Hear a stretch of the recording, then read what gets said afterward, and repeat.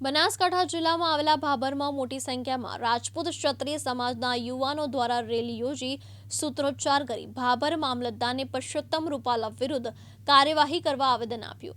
રાજપૂત ક્ષત્રિય સમાજ દ્વારા આપવામાં આવેલા આવેદનપત્રમાં જણાવ્યું છે કે ક્ષત્રિય રાજપૂત સમાજની ટિપ્પણી કરવા બદલ પરસોત્તમ રૂપાલાની ટિકિટ રદ કરી તેની સામે કાર્યવાહી કરવામાં આવે।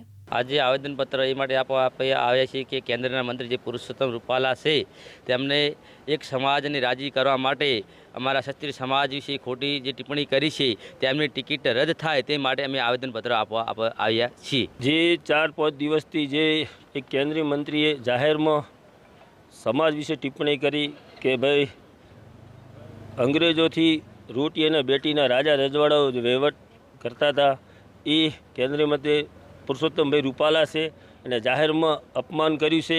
એના વિશે અમે આવેદનપત્ર આપવા આવ્યા છે મામલતદાર સાહેબને કે સખતમાં સખત એને સજા થવી જોઈએ અને એની ટિકિટ રદ કરવી જોઈએ તાત્કાલિક, એવી અમે ભાજપને પણ રજૂઆત કરવા આવ્યા છે। અમારે કોઈ મોદીથી વેર નથી, અમારે એક રૂપાલાની ટિકિટ રદ થવી જોઈએ એવો અમારા દરેક સમાજ અને દરેક ભાઈઓ જાગીરદાર સમાજના ભેગા થઈ અને એક આશ્વાસન માટે આવ્યા અને એક ટિકિટ રદ થાય એવી અમે સરકાર સાથે માગણી કરવા આવ્યા।